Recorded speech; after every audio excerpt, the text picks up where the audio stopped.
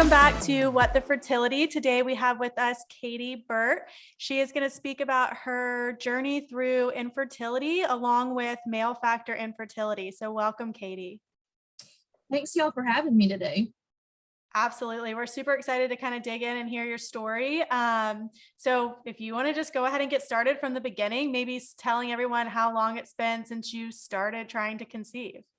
Well, absolutely. It actually starts before I even started trying to conceive, before I even knew my husband. It's back in 2010, so I was in college.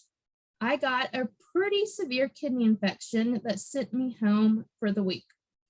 And so my mom calls my pediatrician, even though I'm like 19 at this point, not knowing what to do. And my pediatrician's like, well, take the medicine like the ER gave her, but let's also do a CT scan in a couple days. Like, I'll order it to make sure it's gone away. So we go do the CT scan. Lo and behold, my kidneys look great, but there's a cyst on my ovaries. And so immediately my mom and I are kind of freaking out because there's a history of female cancer in my family. So you hear the word cyst, it's like, oh, cancer.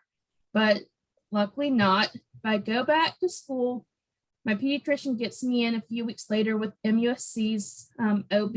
So come back to Charleston, meet my OB, who I'm still with today. And she is absolutely great and says, you know, the cyst is probably normal. You can get them between cycles. And so she decides to put me on birth control. I also had really, really heavy cycles.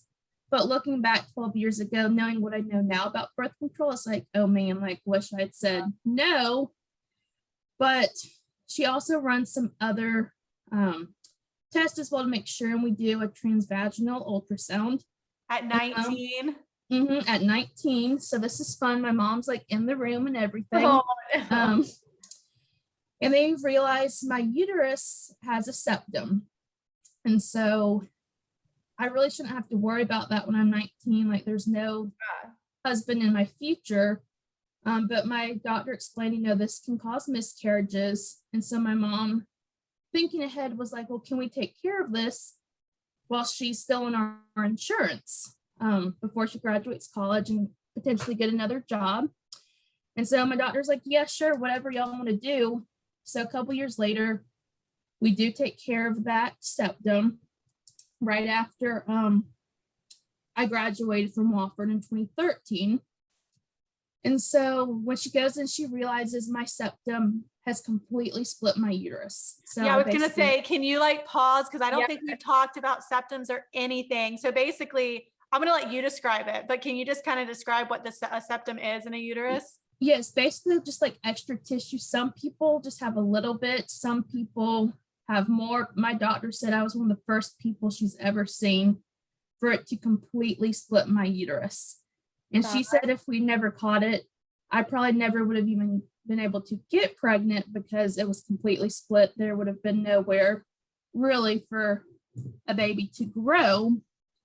And so that was interesting. And then all of my friends back at college thought it was hilarious. They're like, oh, you could have been like having sex all the time and not having to worry. I was like, right. Thanks. But also my nickname in college was the Virgin Mary. So it made it even funnier. Oh, that is so funny. There's a girl, Healthy IVF on Instagram, and I don't know, Katy, if it's exactly the same. It's called like a bicornate uterus, and hers was like what you're describing. It goes all the way down. So literally when she does IVF, like they would implant on one side of the uterus and not both sides, like to your point of it being like, but it's super dangerous because there's not a lot of room for the baby to grow. That's what I was gonna ask. I've never heard of that. That's like, I didn't even know that was a thing, that it can split it too. Completely down the middle. So my doctor said like naturally I never would have been able to get pregnant. Wow. And so that was fun. Went home and it was a pretty easy recovery because that one they did actually like in one of the outpatient ORs at MUSC. And wait, so when they went in, do they like put it back? This may be a dumb question. So do they like put it back, like your uterus like back together, or is there still always like a split? Sorry, I'm just really curious. It's more just kind of like tissue that like separates the uterus from my understanding. And so Yeah. she basically took whatever the medical term for scissors is and like goes in and cuts it out. I'm drawing it if you can see. So it's Yeah. more the opposite, Amanda. Like they remove the middle part.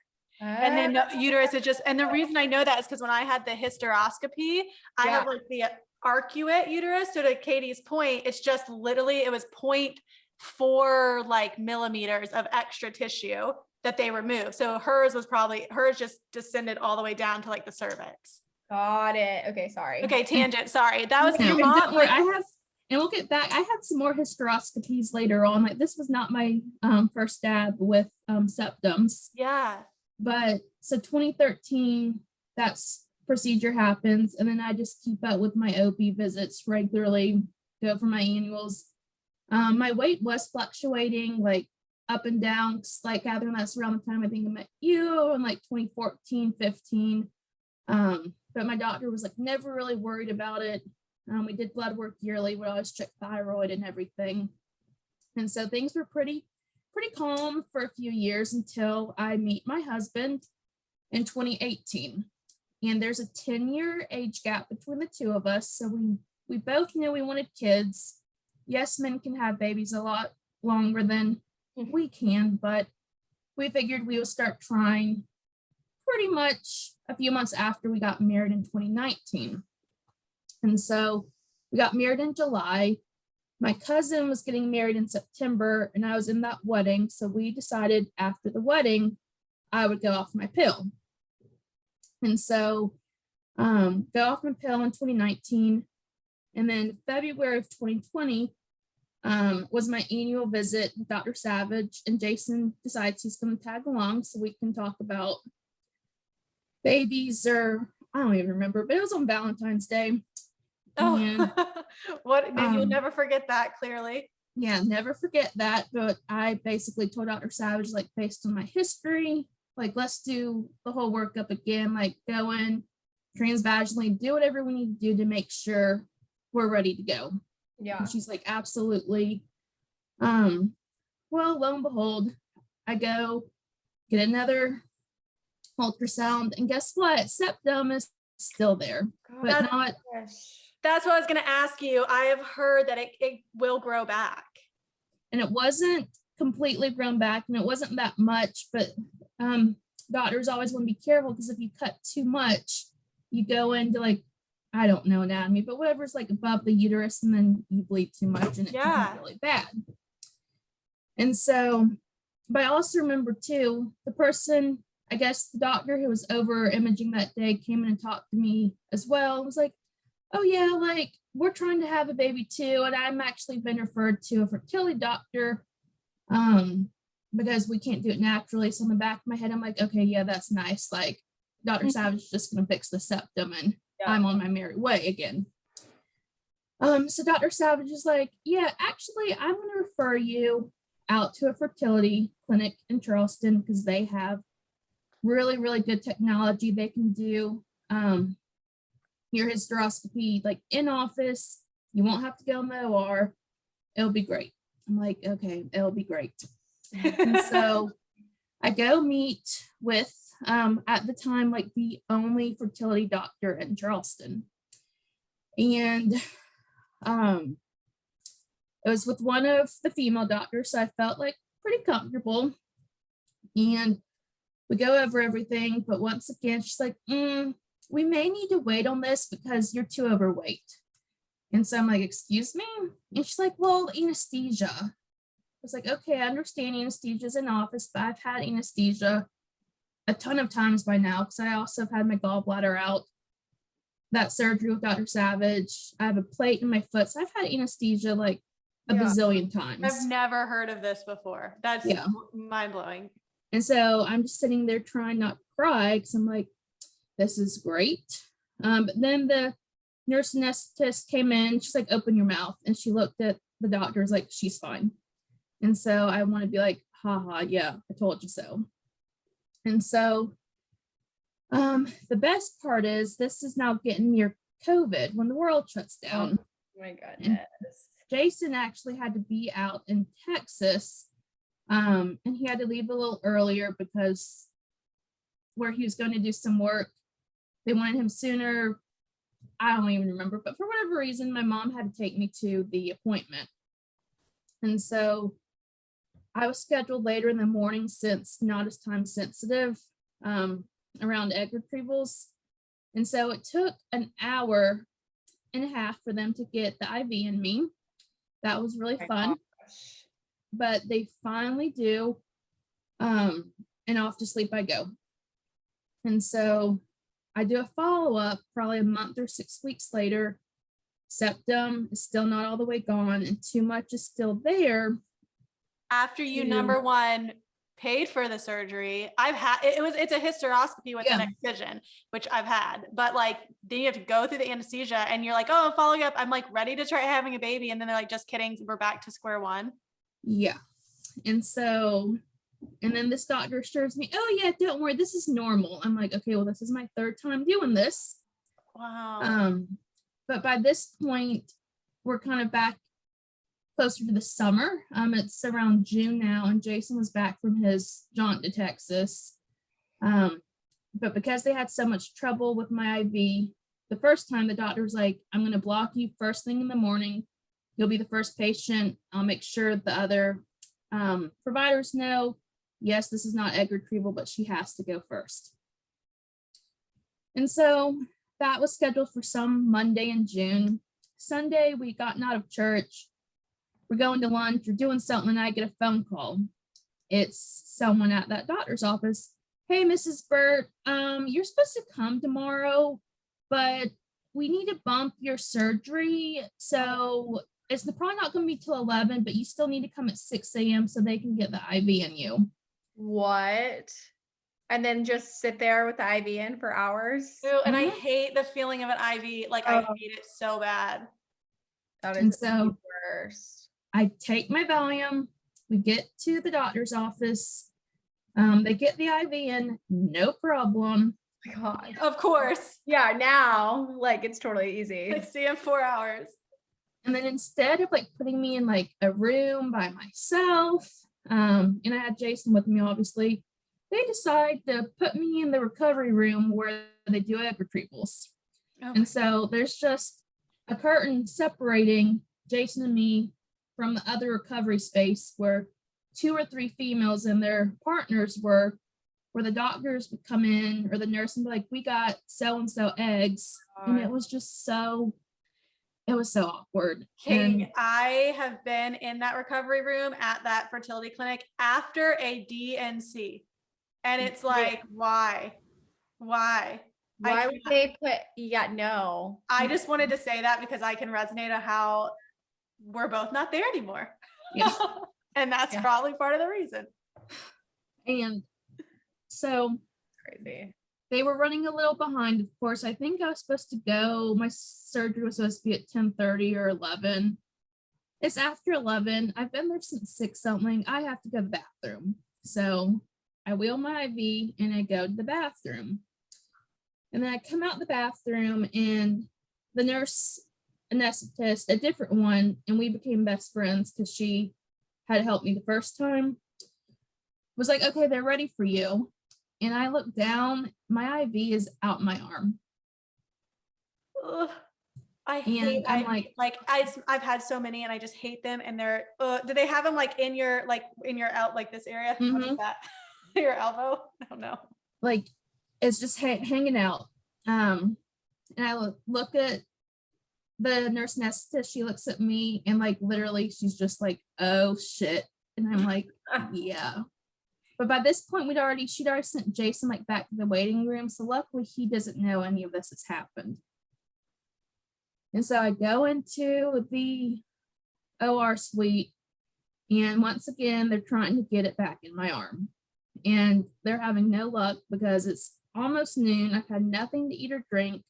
I'm dehydrated and it was bad. And so then the doctor who I've been seeing comes in and she's frustrated. For, good reason, but you shouldn't be showing your frustration to a patient you've already bumped a couple times. And so then this basically was my only option. They're like, well, let's just do this awake. Like, you can do it awake. What? And I'm like, No. Oh my okay. gosh. And basically made me feel like I was the problem. She's like, this is your second time here. We have so many issues getting IVs in. And I looked at her, I was like, went in fine this morning. Y'all were the ones who bumped me to later. Like, if we had gone at the 6:30, 7 a.m. time slot, this wouldn't have been a problem. And I want to clarify, a lot of people do hysteroscopies without anesthesia, but not where they're excising tissue, because they're physically cut. Yeah, you did one awake, Amanda? Awake, but I never had that. It's like the exploratory. No, it's like the exploratory. Yes, exactly. Oh my gosh. Yeah, they didn't cut anything like that. Yeah. No, they, so I looked at them, like, I looked like a deer in the headlights, probably about to sob. Oh. And so the doctor's like, I promise it's okay. And so then the nurse anesthetist was like, I'll just give you a bunch more Valium. I'm like, okay. So she like literally squirts a bunch of Valium under my tongue and then says like, I can hold her hand. I'm like, okay, cool. It was the most pain I've ever experienced. It was awful. Oh my. I mean, And like I visibly was like screaming at one point. It was so bad. And they just kept going like and that. They just kept going. Bonkers. And she's like, let's just keep going. Like, I know I've almost got this. You won't have to come back. You're almost stuck in a hard place because you're like, I'm so close. I've already wasted all this time. I've sat here. I'm almost done. But like, I did an ERA and they don't give you anything for that. And that was the most painful experience. And that's not even close to what you went through. Yeah. Like scissors, like up. Yeah.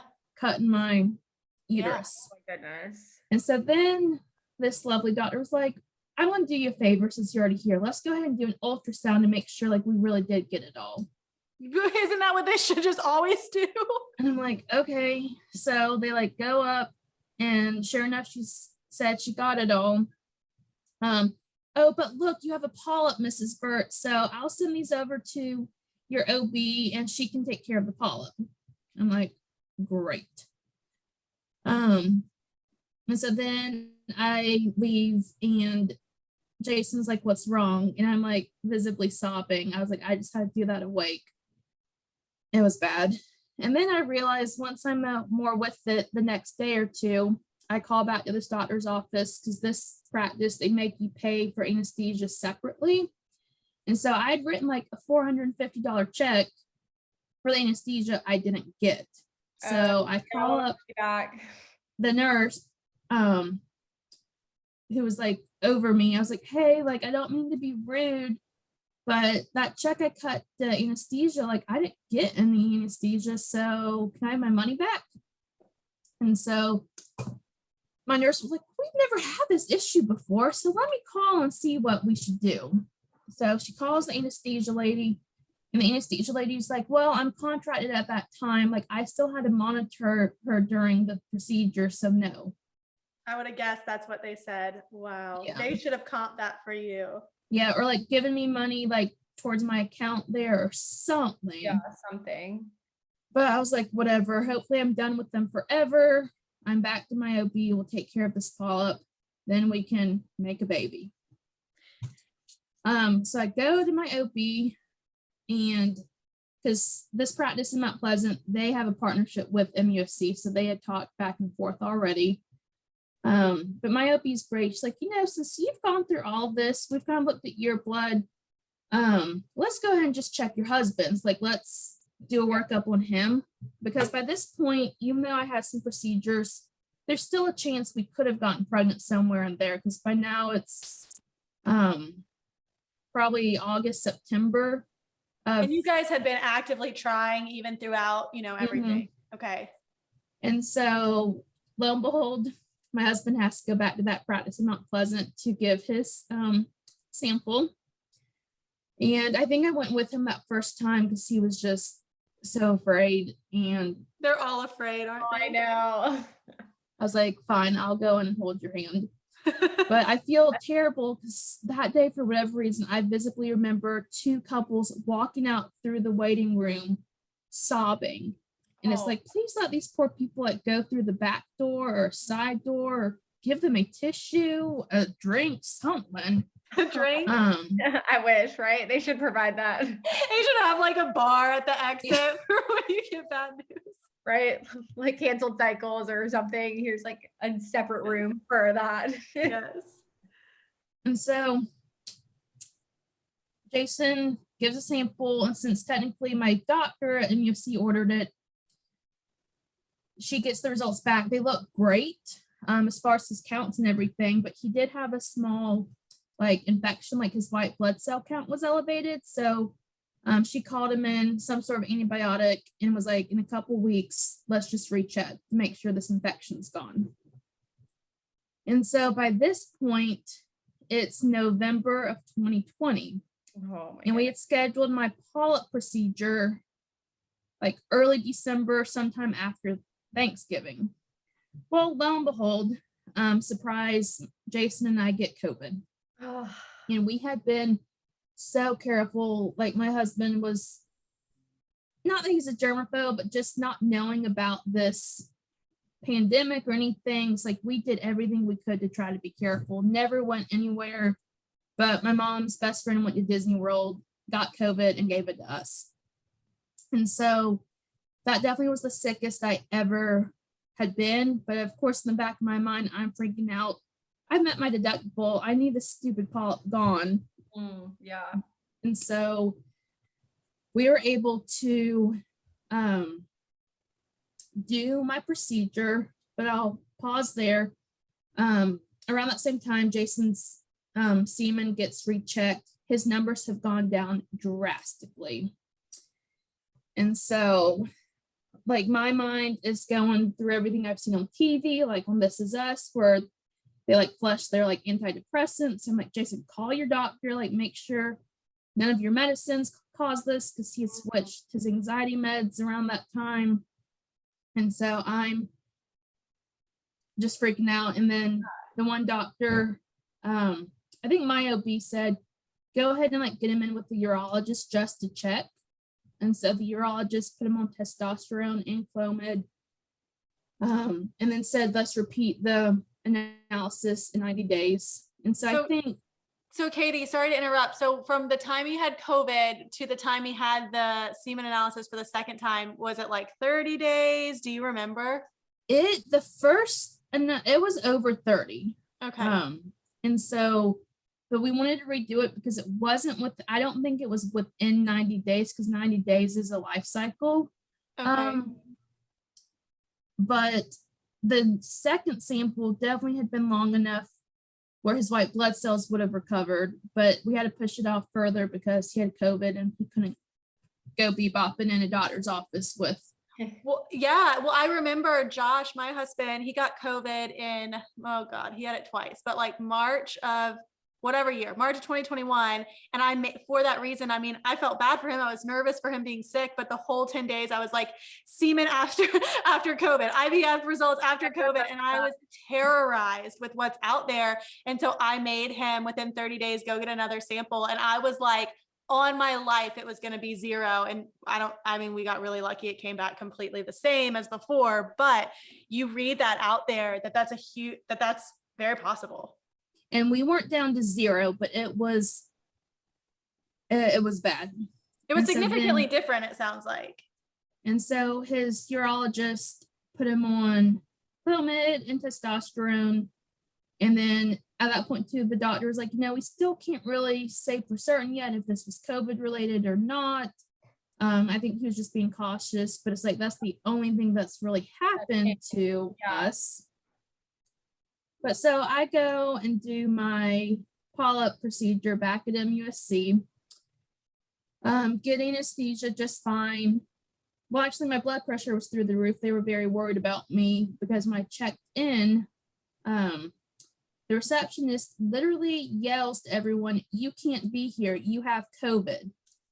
Oh my God. And I was like, lady, I had COVID. Because my doctor had also didn't even make me do a swab. She had me go do my antibodies. Yeah. Just to double prove that it's gone through my system, I'm fine. And so then everyone's looking at me like I have a scarlet letter on. And, And I'm you like, probably have some trauma from the last time you had a procedure.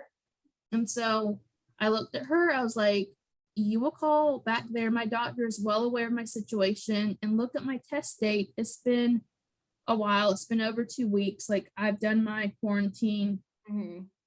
Yeah. And so And then you don't need to yell that out in front of everyone. Like that's it was bad. People visibly like moved away from us in the waiting room too. Some people should not work in healthcare. right. And I try to like be very calm and polite because I work at MUSC as well. But I was done as soon as I got back in the back. So the lady's like, oh yeah, your doctor says you're fine. When I got back there, I found like the charge nurse and like whoever was in charge of everything. I was like, listen, that woman up front needs an attitude adjustment and really shouldn't have a job. But so we get IV in. They did have to use like an ultrasound to find a vein. But again, this procedure was at like 1:00 in the afternoon. So I'm dehydrated and it's miserable. And we go back in the OR. I had a nice nap. Come back. There was no polyp in me. No polyp. No. And so it was So it's all that special. for nothing. So all of that literally for nothing. But I mean, I got a good nap and the anesthesia was much cheaper than at the other doctor's office. So is this when you decided, or had you already decided to switch fertility clinics? oh, it continues to get worse from here. And God. that was end of November, December. So it's like, let's just enjoy the holidays and reevaluate in January. And so we do another sample at the doctor in Mount Pleasant, and the doctor calls and was like, listen, your husband's numbers keep getting worse. Like, there's no hope of a natural pregnancy. And I'm like, well, what about that original sample back in October? Yeah. That was a fluke. I'm like, okay, like, how was that a fluke? But me not having gone to medical school is like, okay, You trust them. I trust them. Plus this is where my OB had sent me, and like they worked together. So it's like, okay. And you're trusting like still throughout this whole time, right? So you're like, well, we aren't getting pregnant, so maybe that is the reason. Yeah, because I remember I did take a pregnancy test somewhere in there because I was late. But it wasn't that. And so we decide then, go ahead and let's do all of my blood work again with this fertility clinic. Since there's no chance of us having a natural pregnancy, let's go ahead and see what's going on with me. And so the tech at this doctor's office, who was supposed to be really good at drawing blood, could never get blood on me either. And I would purposely schedule my labs in the morning just in case it really was like me being dehydrated, but it's not. But we did all of my blood, and at one point too, it all runs together, but she couldn't get any blood for me, throws everything down, goes to my nurse, and I could hear her talking to my nurse. I can't do this anymore. She needs to go somewhere else. And so my nurse was great. I was like, sometimes things happen, but I think it'll be better. Let's do all your blood at LabCorp, and they can send everything to us. And all they do is draw blood all day. So like, let's do this. And I think there's a LabCorp even closer to your house than this doctor's office where you are now. So they're trying to make it really positive. Like, this is a good thing. I'm like, whatever. And so I go off to LabCorp. They have no issues getting my blood there. And so after all this blood was done, and this included like the genetic screening too, I get a call from the doctor, who still doesn't call me by the right name. She's always called me by my legal name, which drives me crazy. And it was literally probably the worst phone call of my life. And she told me, there is absolutely no chance for a natural pregnancy for you. We couldn't even do frozen transfer. If we wanted to, it would have to be fresh and not even 5 days, maybe on day 2. Wait, and what was that? Yeah, Amanda and I are like, wait, what is this based off of? And I don't want to trash certain clinics, and I will edit out where you drop their name, but like they're known to do this. And I so don't want to my I don't want to jump from the end of your story now, like right now, but that's clearly not true. Was Yeah. that was based off of your lab work that they got back? My lab work, and then I guess with Jason's analyses coupled together. And my AMH did suck. It was 0.2. And so I did go back and try to look at my MUSC like labs, and I really hadn't had my AMH run, but I know we had done a couple of other panels where they look for pregnancy things. And those were pretty consistent with the numbers that I had from LabCorp. So really it was just the AMH that was not great. And and AMH, I mean, yes, it's sure an indicator, but no person should look at you and say you can't have a natural pregnancy because of this lab result. Yeah. Unless like your husband was sterile. Yeah. And he's like not, and I've still got in the back of my head that first sample. Yeah.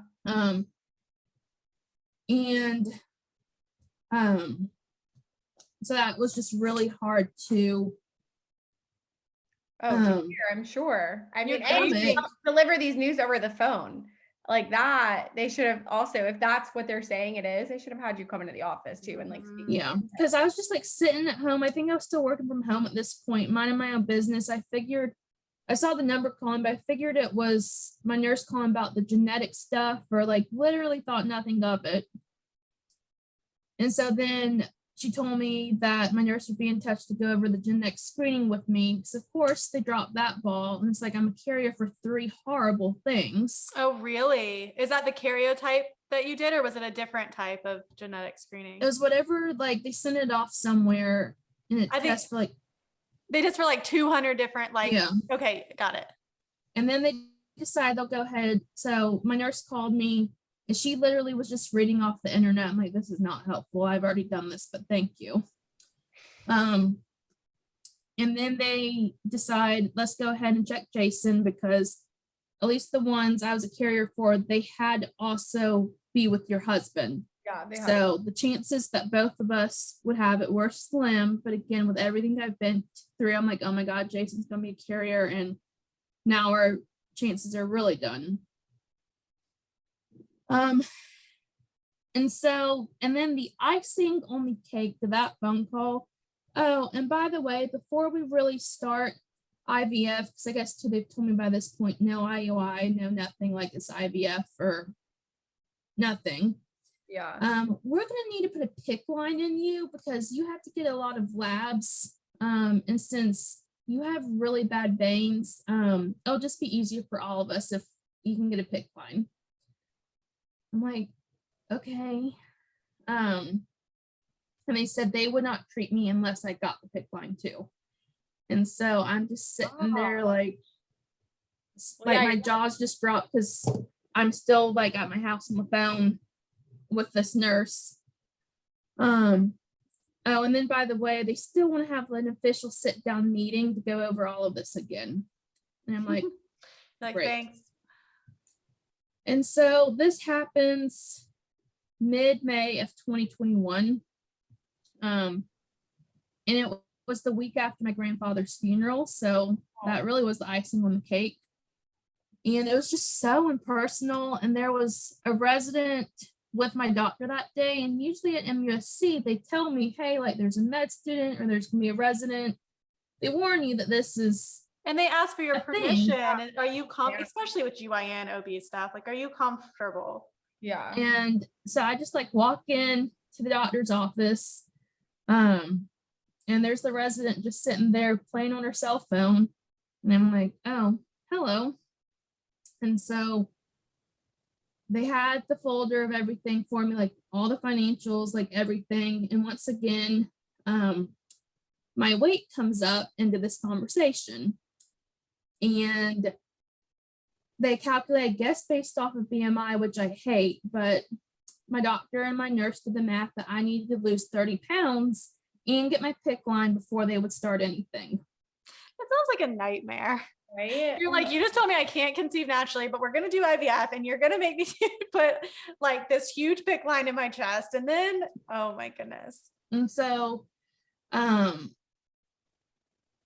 we left that appointment just like so downtrodden and like upset. So I also had been going back to the gym by this point. I'd already lost some weight, like not because of baby making or anything, just because I wanted to be in a better spot again. And I was working with a great trainer who was wonderful. And so luckily I was talking to her about some of this and told her, we actually think I need to move towards IVF.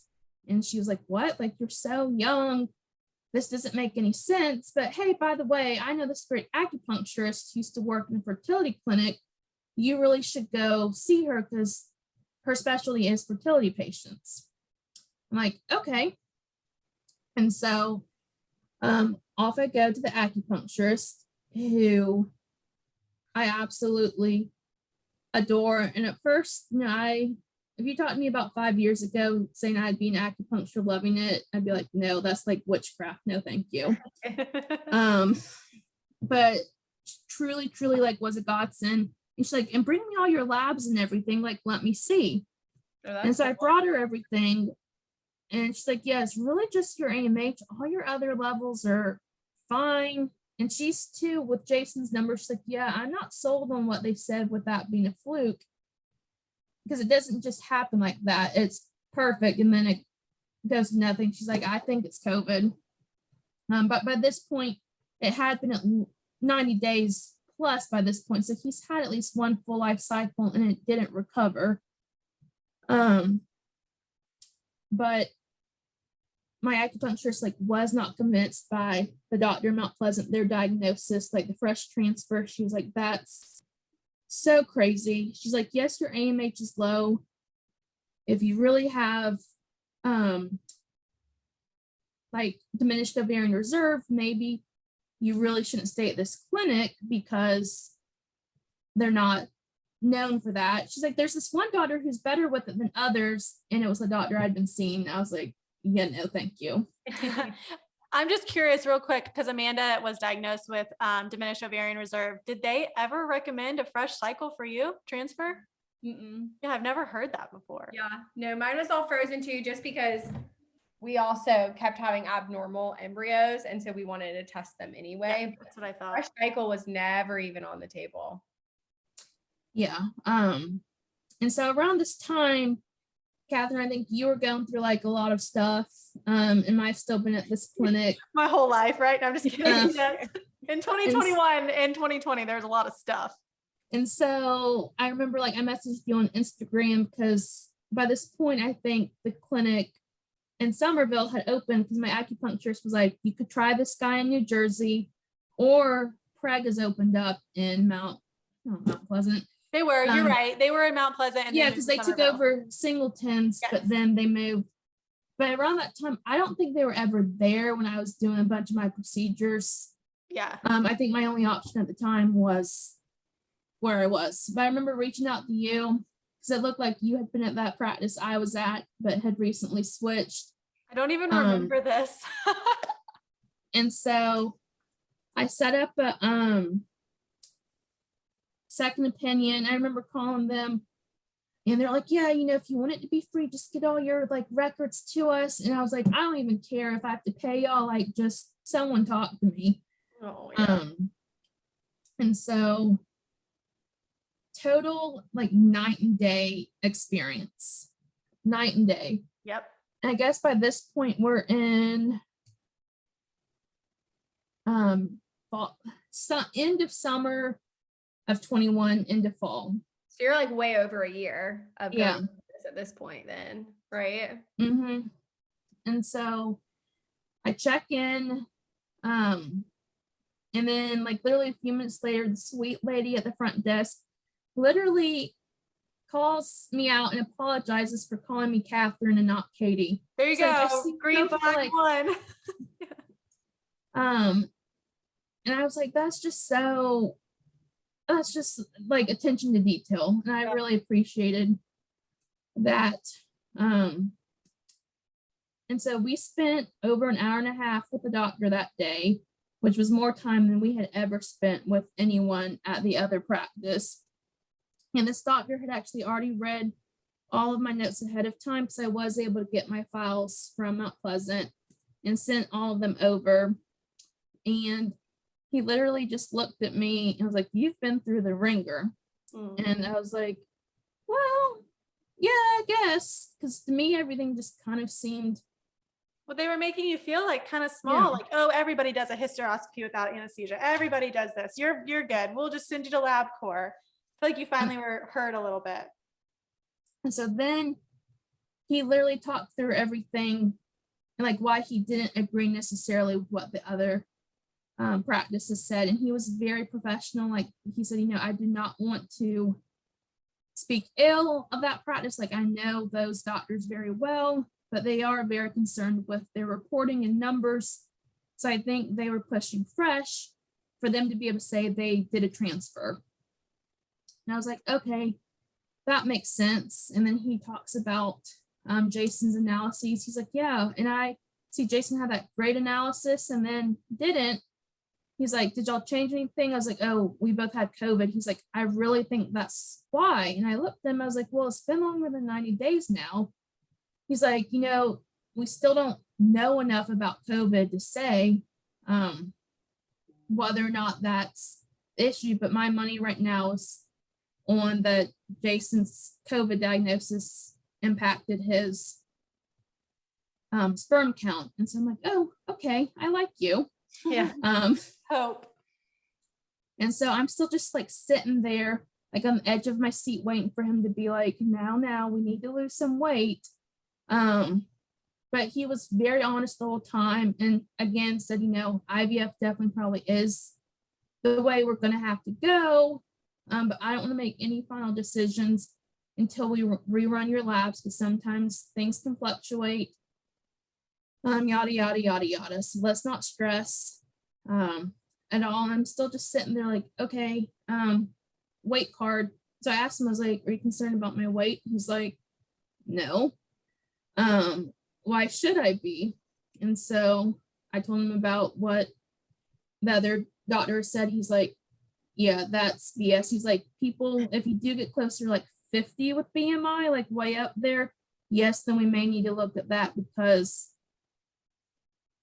you're spending all this money on IVF. We want you in the best shape you can be, but for you, I'm not worried. I love that. Yeah. And so you probably left there feeling great. Like $1,000,000. Yeah. The best part about the whole visit, I go to the lab on my way out to have all of my blood drawn. She gets my blood the first try, like no questions asked. And it was an appointment like after lunch. So you're like, I'm sold. This is the clinic I am staying at. Like literally was sold. And the best part is this doctor is from Texas. My husband's from Texas. So they just hit it off really well. And it was great. I actually was about to fly out to Texas. So it's funny, we were talking about a few different things. He's like, you go enjoy your trip. We'll run this blood and then we'll sit down and have our game plan next time. And so we go back and lo and behold, my AMH has gone from 0.2 to 0.6. And I was like, I've never really heard of it fluctuating like that much. Yeah. But then again, he looked back at my records. He's like, Katy, they drew half your blood that one time at the doctor's office, then sent you to LabCorp. Like, there's a chance maybe they didn't get a full sample, but whatever, we're going to go with AMH in my lab is 0.6. He's like, still not wonderful, but that's a big improvement. And Jason did another sample there, and it had even improved some from the last one at the old practice. So we're feeling better about ourselves. But once again, he's like, IVF is your option. He's like, I feel pretty confident. I think we can get you pregnant, but whether that's going to be on the first round or your fifth round, it's all really a numbers game. And so I'm like, okay, like sign me up. By this point, we love this practice. Everyone is so great. And so, yeah, I guess by that point, it's like September of last year of 21. So like, gosh, is that 6 months now? Yeah, sorry, I just probably was like counting on the mic with my fingers, like to 7. Okay, sorry. So 7 months ago. That's pretty hard. It's fine. So he's like, okay, like wait till you get your period, call us, and then we'll start you back on birth control. And so I do that, but lo and behold, I go in for my first monitoring appointment and I have a cyst. I'm like, you've got to be kidding me. Here we are, full circle, like all the way back to the beginning. Here we are again. But we end up just like waiting it out because my doctor's like, you know, you're young. We usually do only like keeping people on birth control for about 2 weeks. He's like, I'm not worried about you. We can just let it ride out. It should be gone in about 2 weeks anyways. 2 weeks comes along. Cyst is still there. He's like, just stay on it a while longer, but if it's not gone in the next 2 weeks, maybe we should go in and aspirate it. Like, okay, whatever. And so luckily I go back in and it has gone away finally. So we're cleared to order my meds and start protocol for stems. And so had good appointments. I ended up with like 6 or 7 good follicles, all were decent sizes. And my egg retrieval actually ended up being on my birthday, which was a Saturday. And we actually ended up, because that clinic's in Somerville, we live on James Island. We ended up getting a hotel room the night before because Jason just having to do so many samples and just white coat syndrome, wanted to be able to give a sample like in peace and quiet, like no pressure, but James Island was just like a little too far. And God forbid, what if the sample like spills in the car and then we're really screwed. And I know you shared that with some other women like in our local group and they're like, yes, we're booking a hotel because men are so funny. It's the one thing they have to do. And they're like, I can't do it. I know. Yeah. And for a while, I, you know, was like, this is dumb, but at least we have mirror up points. This is free. But now looking back, I'm so glad I did. And I remember too, the other doctor in the Somerville practice was so kind when she did one of my monitoring appointments about, you know, we sometimes don't give men any credit because yes, they don't have as big as a role as us, but when it comes down to it, I mean, they're half of it. Yeah.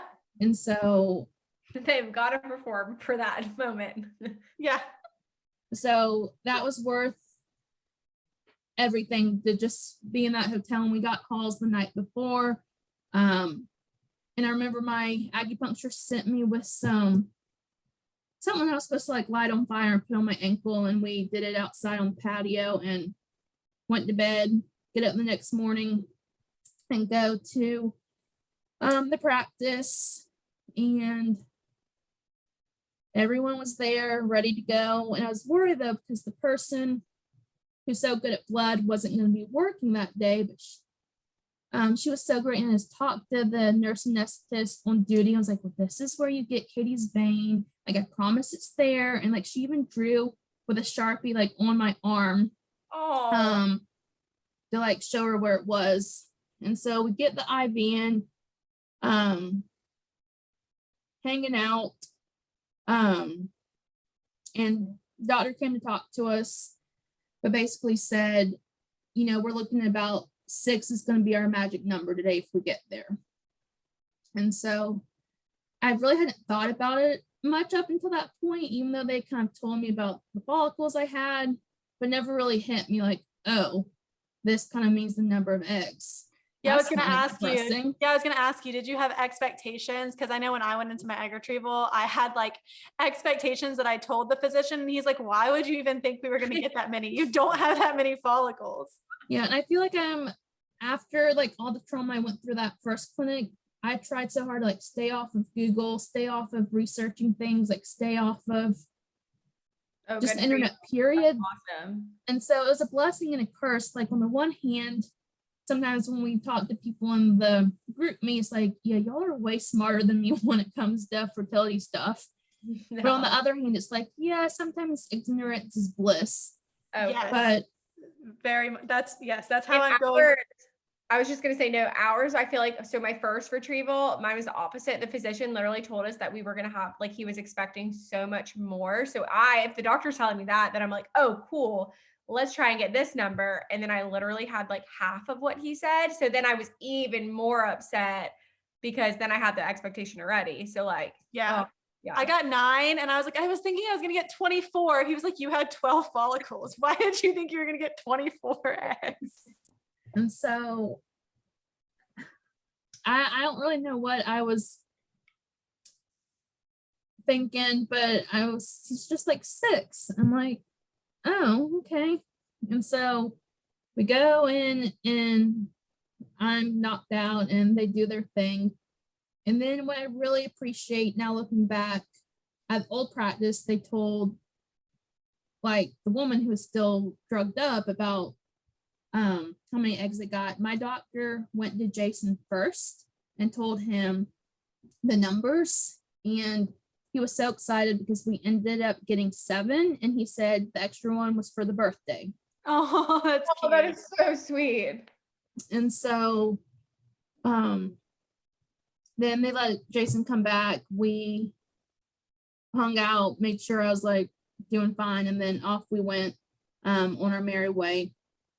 And But then this was all during COVID and he was still able to like come back with you. mhm, That's awesome. That Mine clinic was has- during COVID and he couldn't come in. He had to stay in the car, like in the parking lot, which was horrible. That clinic's been really, really good about letting the spouse be there for everything. Josh didn't miss a thing. That's so Yeah. great. like I just think the world of this practice. And the next few days though proved to be pretty rough because again, kind of the ignorance is bliss thing came to kind of backfire on me a little bit. So the next day, I guess was Sunday, was when I got my first report.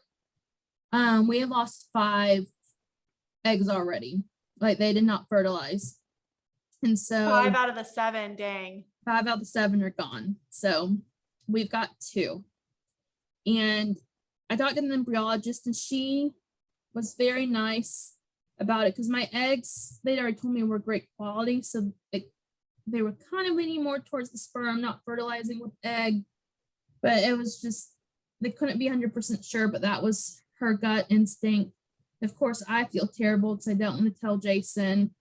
I remember just that. remember- Yeah, I remember that phone call, and it's like I got it downstairs, and I like didn't want to go upstairs and tell him, and it was just. And we went because we actually ended up staying in the hotel after the egg retrieval too, because it's like it's my birthday. We might as well just make it a weekend. But that Sunday, then we were supposed to have brunch with my parents, and we decided we would just kind of cook in, just not knowing how I'd be feeling. Yeah. And I remember we got the news before we got to my parents, but I remember having to leave the table and like go outside and just sob. Like, I and I think 'cause could you not- put so much into it, and you're like, now I have 2 chances, which is equal to 2 months worth of like an egg releasing and fertilizing. And so, but around, so that was a Sunday, and then I guess we finally get to Thursday, and they were very honest and said, we'll give you the day 5 report. So you won't hear anything from us until then. And so I get a call that morning from the embryologist herself, and we ended up with 1 perfect embryo. And she said there's still a chance the other one may do something. We'll watch it for 1 more day, but this 1 embryo y'all have is beautiful. It's truly one of the best ones I have ever seen. And I was on the phone. I was like, are you just saying that to make me feel better? She's like, Yeah, no, right. like I do this a lot. This looks incredible. And so she taught me through 2 PGT testing. And so, as y'all probably know, it's the same price whether you test 1 embryo or 29. And it's like, do I really want to spend the $2,000? And so we decided not to test it. And then the embryologist said, I wasn't going to push you that way, but if I were in your shoes, I would have done the same thing. I think that's very wise. And so around this time, though, this was November, it was open enrollment for my husband's insurance, and he actually has great fertility coverage. So we added me on his plan as secondary, just kind of thinking for the future, like, okay, we'll probably have to do another round starting in January anyway. So let's just add me to his plan. What's another $300 a month? So add me to his insurance. And then transfer protocol, I guess, starts as my estrogen pill started on Christmas Day. So again, hitting all the holidays, egg retrieval on my birthday, estrogen on Christmas. And then I remember Thanksgiving Day, I had to go sit outside and it was cold that day because I could not stop sweating. I guess I was detoxing from all of my hormones and everything. Hormones. And my family thought I was crazy. I'm like wearing shorts and a t-shirt and everyone else is in like jeans and sweaters and I'm a sweaty hot mess. So we get into January and that's when my progesterone shots start.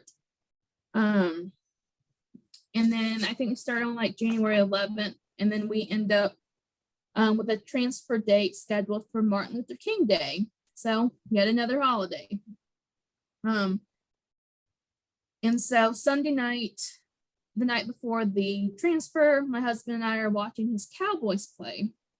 Then all of a sudden I get a text from my doctor and it's like, hey, call me when you ever get a chance. I want to talk about transfer tomorrow.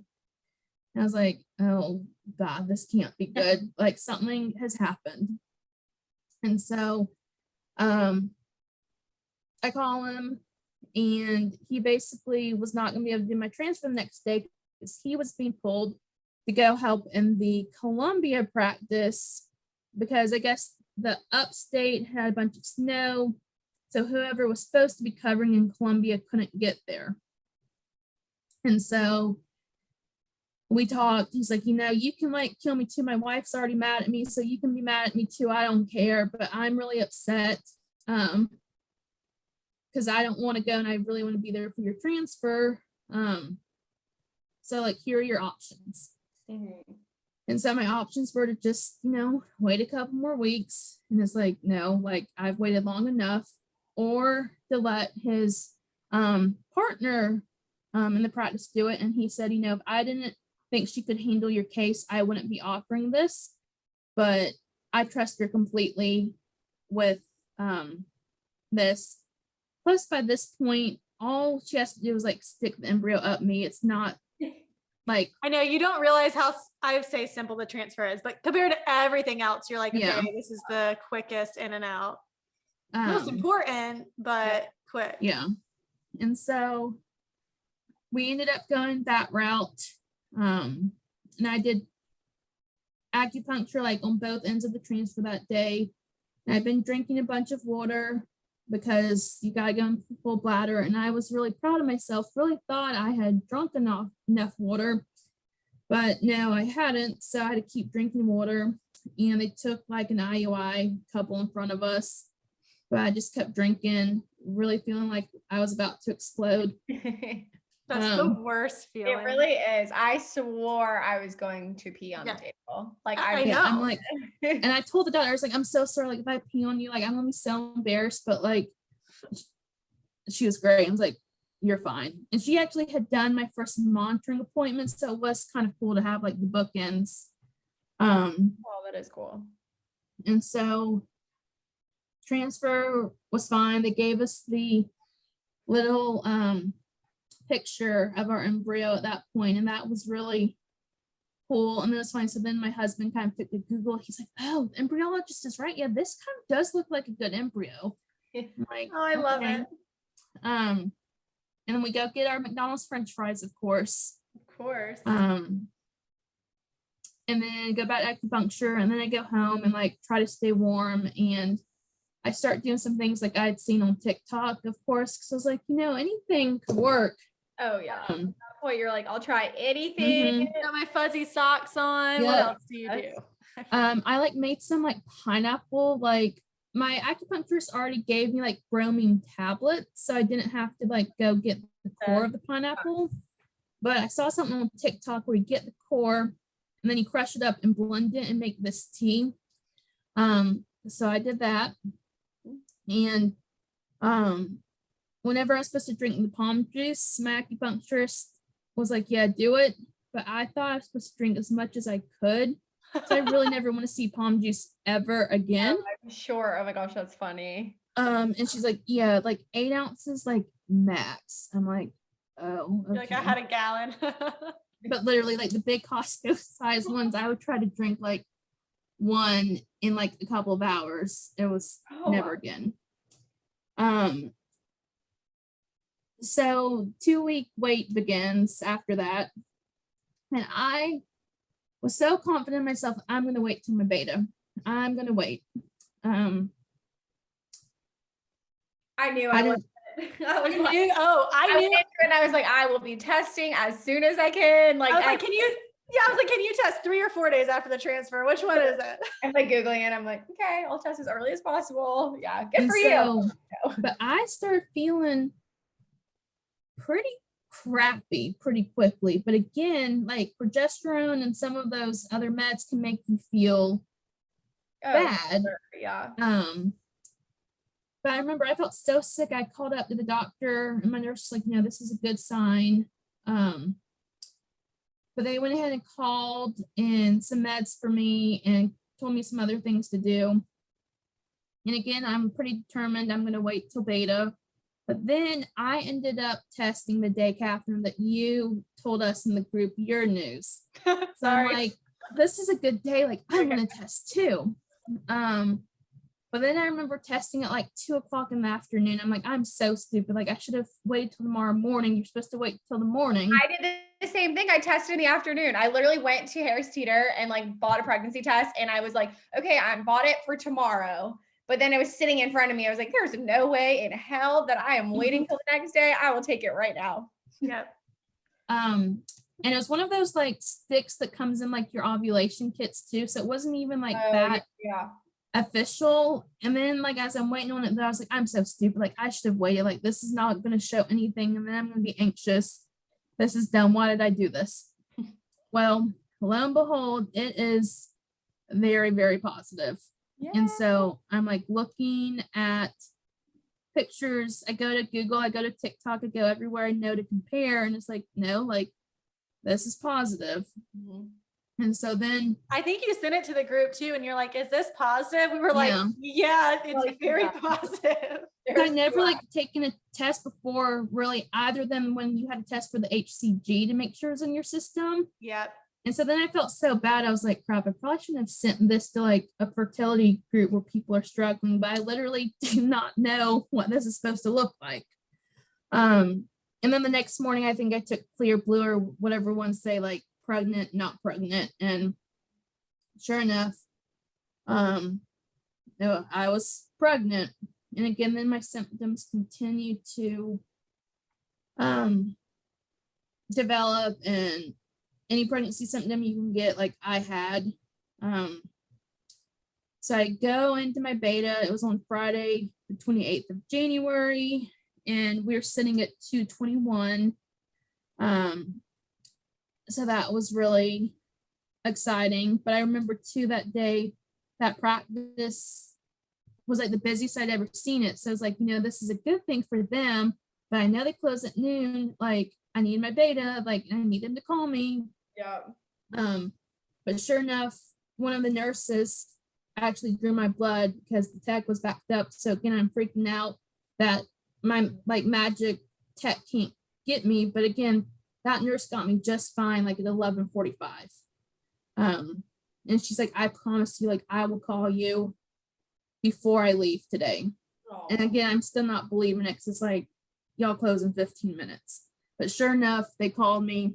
And then I go back on Monday or Tuesday, and my beta was over 1,000. So that's we so were- exciting. I mean, to go from someone telling you can never get pregnant naturally, you're gonna can't even do a frozen transfer, and then like you get pregnant. Amanda and I didn't. You got pregnant the very first round of IVF. which is like mind-boggling. Like it still doesn't. And it was your only embryo, correct? It was The my only embryo. So crazy. That's the fun success story. And do you mind sharing how many weeks pregnant you are now? Because it's really I'll be successful. 15 weeks tomorrow. Yay! Congratulations. That's so exciting. And so it's just very surreal, but I'm just. And you have no idea, obviously, the gender. Oh, her gender. We'll My wrap up the mom knows. podcast with this. Yeah, she's gonna have a very bougie gender reveal party, but she does not know Yes. yet. Oh, yay. My mom knows because when they did more blood work with my OB a few weeks ago, whatever, can test for like Down syndrome and some Yeah. things. The NIPT. Yeah. And that was another story for another day, but that took longer to come back because they spelled my name wrong. But that came back clear. But I sent everything to my mom and let her do the login. I was like, just assure me the baby's fine. So she knows the gender. But we will find out the week after Easter. Yeah, You're that's almost so there. It's literally like 2 weeks away. That's so Yeah, exciting. But you've been waiting. I mean, you could have known from day one. So you've been Yeah. waiting for a really long time. and so we're excited. But just for anyone listening, like I'm so glad we got that second opinion and just started building a team, like went to acupuncture, like joined y'all's group. Just infertility is like unfortunately way more common than people think. Oh, yeah. Like I've also been able to connect with a girl I went to elementary school with who saw me in a Facebook group who's also going through infertility, and like her sister gets pregnant just looking at her husband, and this friend of mine like can't. Mhm. But then also it's just sad.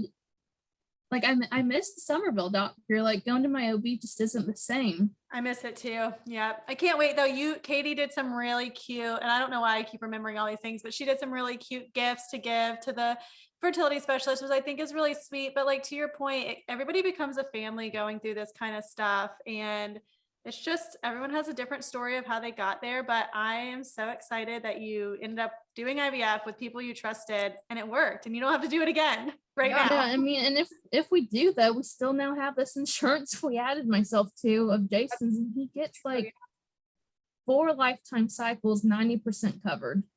That's amazing. But the doctor in Somerville also said like he's not determined that we may be able to get pregnant naturally once we continue to watch my husband's like sperm go back up. He's like there's no telling what could happen. Yeah, and let's just like wrap it up and close it there. So your you used his sperm for the pregnancy you're currently with, which is just crazy. Yeah. When the one doctor said, yeah, no chance in hell. So just for You're anyone listening, I'll like, show you. yeah, like I really want to go literally just give them terrible reviews, but it's like, no, we're going to kill people with kindness. There you go. But for anyone listening, just like, don't give up. Like there are other options out there. But yeah, the fertility world really becomes family. It does. Thank you, Katy, so much. We really appreciated hearing your whole story. And I feel like you kind of already gave some advice at the end. Do you have anything else you want to share with everyone? I think too, like, I know it can be awkward to talk about, but again, just bringing it up to people you feel comfortable with. Because if I never shared it with my trainer in the gym, I may have never gone to acupuncture and then may have never connected back with Catherine. And both acupuncturists and you were so helpful in me actually seeking that second opinion and not just settling on what the one doctor said. And now you're gonna have your baby. So congratulations again. Can't wait to find out with you what you're having. It's so exciting. We're excited. Thank you so much, Katy.